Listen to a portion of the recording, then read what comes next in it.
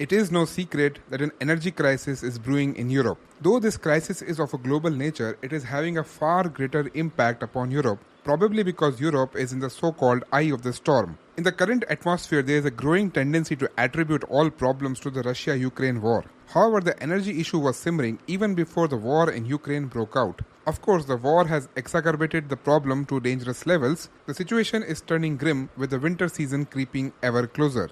European governments are scrambling for short-term as well as long-term solutions. Their success or failure will depend upon multiple factors. The energy crisis did not start suddenly.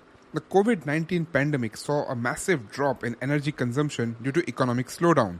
The demand for natural gas fell by 1.9% in 2020. However, in 2021, as the impact of the pandemic slowly dissipated and businesses started getting back to normal, a rebound in economic activity increased the demand for energy, but the power generation could not ramp up in time. This was probably the first trigger for the rise in energy prices and the resulting energy crisis. It didn't help that the 2021 winter was particularly cold and left European gas reservoirs severely depleted. Some of the other incidents that added to the problem were also transpiring simultaneously. It was announced that Groningen gas fields in Netherlands will stop production sometime between 2025 and 2028 due to extraction problems caused by tremors.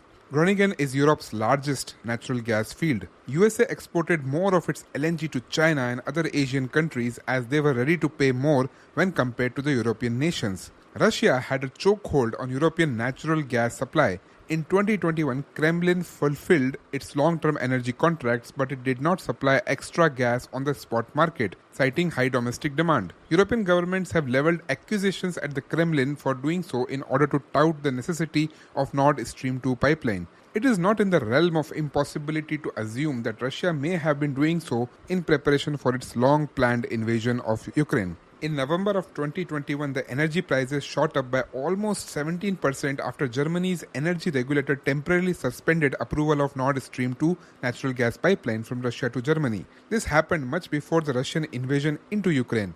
The official reason was lack of compliance to German regulations. Of course, it is no secret that the United States is against this pipeline as it circumvents Ukraine and Poland and increases Europe's dependency on Russian energy. From a long-term point of view, other reasons include Europe's thrust towards green energy for the past few years. Merkel government's decisions to shut all nuclear and coal power plants in 2011 is under scrutiny. Despite the obvious advantages of green energy, it sadly cannot replace energy based on fossil fuels anytime soon. This was something that European leaders failed to understand or chose to ignore. Despite all of these reasons, things could probably have been managed to some extent. However, then came the Russian invasion of Ukraine in February of 2022.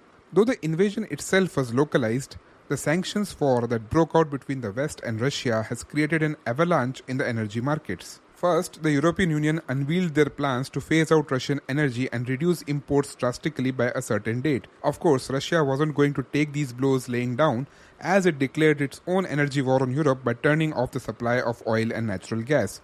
Oil and gas prices soared, allowing Russia to maintain its revenue flow with even less supply to Europe and selling discounted oil and gas to buyers in Asia and elsewhere. It is now the second half of 2022 and Europe is buckling under an acute energy shortage. Governments are trying to push through big monetary packages to protect households from constantly rising energy bills. In the late summer of 2022, Russia also halted gas flows via the Nord Stream 1 pipeline, blaming Western sanctions against Russia. The value of euro has been sliding against all major currencies. Accusations have been leveled against the United States by Russia for causing this crisis at the expense of Europe. Of course, it is not like European leaders are children and have been shepherded against their own will. Surely it isn't possible. How bad is the current state of things in Europe? Significantly bad if we consider the overall picture and future prospects. High energy prices are literally lashing the European industry.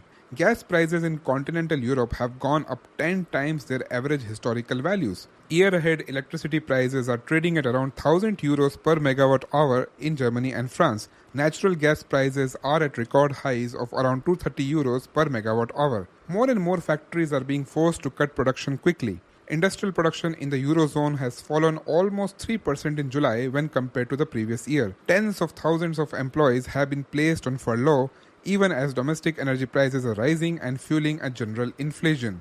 Some very important European industries are reeling under pressure. Half of Europe's aluminium and zinc production has been taken offline. Energy-intensive fertilizer manufacturers are suffering with increased production costs.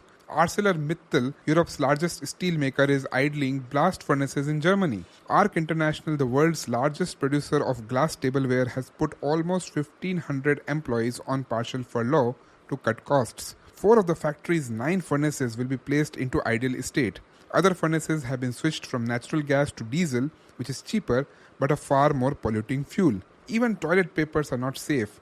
Hackel, one of the largest manufacturers of toilet paper, has tumbled into insolvency because of the energy crisis. The industrial crisis is also leading to several domino effects. For example, ARC's energy bill shot up from 19 million euros to around 75 million euros even as consumers stopped buying items like candle holders and washing machine. ARC makes windows for washing machines. Consumers are wary about their future financial situation and are putting off plans to purchase non-essential items even as companies are struggling with energy costs. And while one may argue that glass tableware isn't that important, it must not be forgotten that failure of companies like ARC can lead to catastrophic impact on the communities. A lot of other local businesses depend on large organizations and their collapse can result in several job losses. While industries are struggling, even the scientific community is suffering due to this energy war in Europe. IT4 Innovations is running its supercomputer Carolina at a third of its capacity, leading to delays in research items. ELI Beamlines, a Czech facility for hosting high-power laser beams,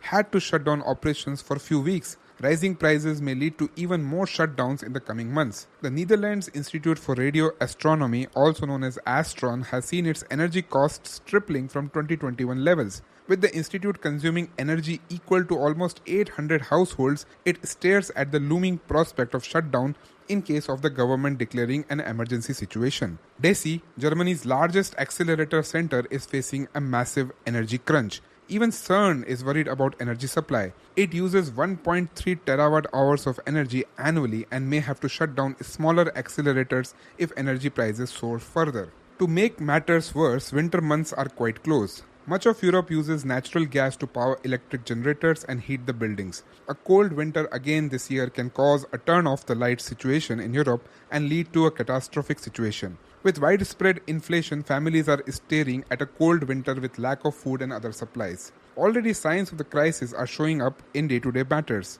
Lights illuminating many monuments in Berlin are going dark. Officials in the Netherlands have urged residents to take shorter showers. The Spanish Prime Minister has suggested ditching ties to cope with the summer heat, even as new limits on air conditioning in Spain are going into effect this week. To top it all up, there are no signs of the Russia-Ukraine conflict winding down anytime soon. Both sides are doubling down on their objectives with no hope for a compromise or breakthrough.